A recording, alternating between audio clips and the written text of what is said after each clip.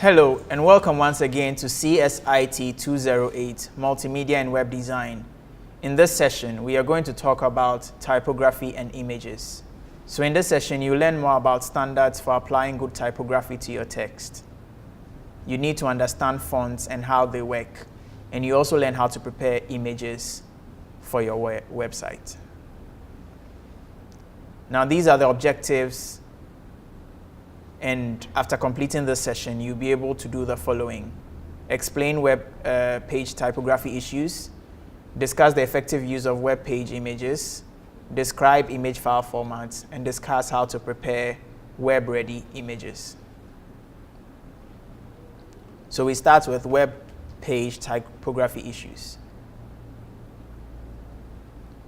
Now we'll talk about font sizes and styles. Now, everybody has visited the websites before, and there are so many different kinds of fonts. Now, the collection of these characters, numbers, symbols with the same design is known as a typeface. You might be familiar with two very common types of font. That's the Times New Roman and the Arial.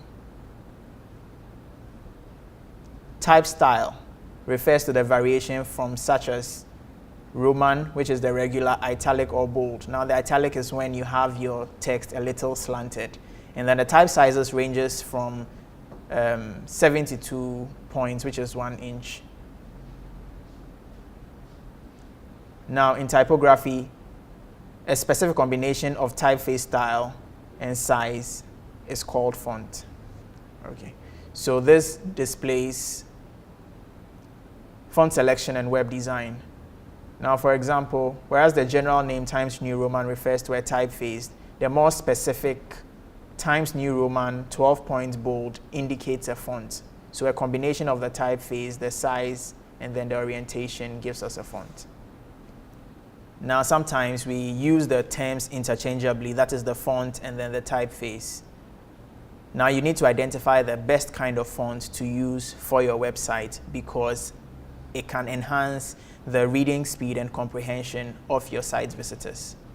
Now, as a web designer, you should have a collection of fonts that you have researched on and find out how readable they are, their availability, and then the mood you want to promote. Now we talk about readability.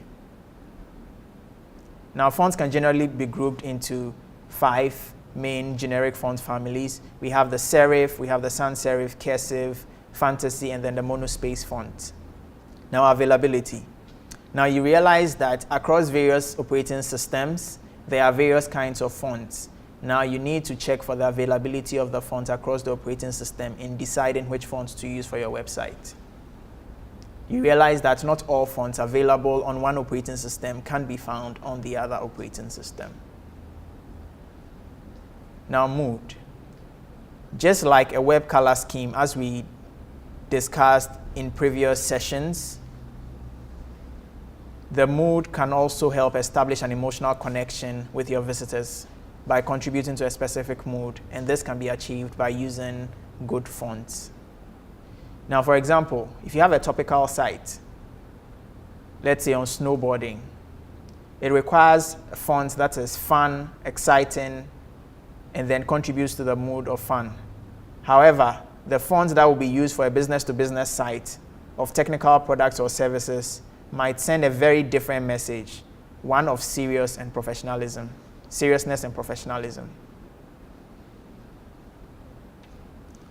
Now, image text.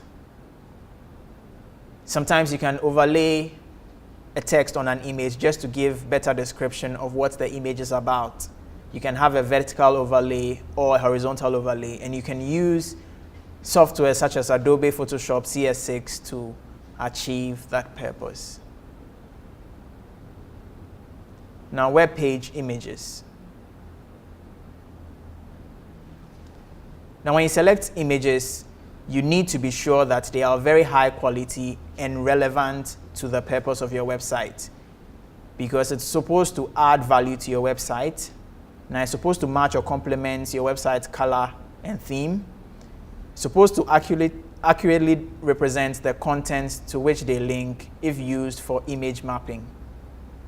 Now, they also contribute to the overall mood of the website. Now we go on to talk about digital cameras, which is one of the ways that we can get images for our websites. Now, presently, there are so many powerful digital cameras out there, most of them ranging from 10 to 21 pixels per image, and it can capture very good images of high quality that you can use for your websites. Now, another way of obtaining image for your website is by using the scanner. Now, you can create your own image by scanning a document, and then you get a digital copy of the image, which you can use for your website. We can also use screen capture software and illustration software. So with the screen capture software, you'll be able to capture screenshots from your computer system. And with the illustration software, you'll be able to draw shapes, lines, and curves that will enhance the looks of your website. Now, image files are generally grouped into two. We have the raster images called bitmaps, and then we have the vector images. So you can get the bitmaps created from softwares like Microsoft Paint, Adobe Photoshop CX6, and then Coral Paint Shop Pro. Now, one thing about the raster images or the bitmap images is that when they stretch, they get distorted. So it is not very good to use it in environments where it will be required to stretch. Instead, you use vector images. Now, vector images, also called vector graphics, contains separate drawings of objects such as shapes, curves, and lines combined to create a single image.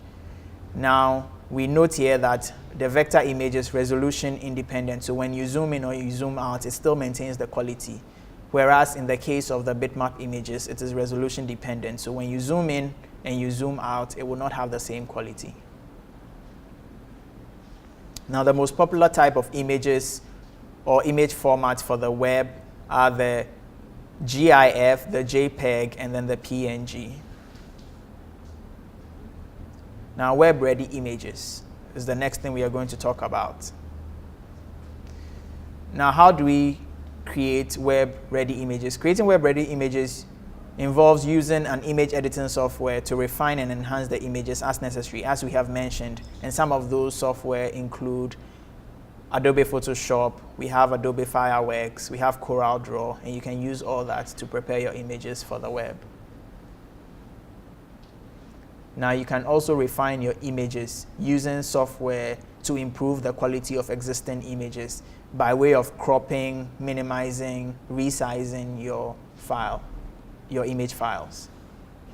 And this can also help reduce the file size if you crop the image. Now, we also need to optimize the quality of our images. Make sure that we reduce the size but still maintain the quality. Now, as we previously learned, the most common types of images for the web are the GIF image, the JPEG image, and then the PNG image. Now, the GIF, JPEG, and PNG image all contain compression features that reduce the size of an image when the file is saved. We come to the end of this session, and once again, this is the reference to the course, Web Design, Introductory Concepts and Techniques, 3rd edition, 2008.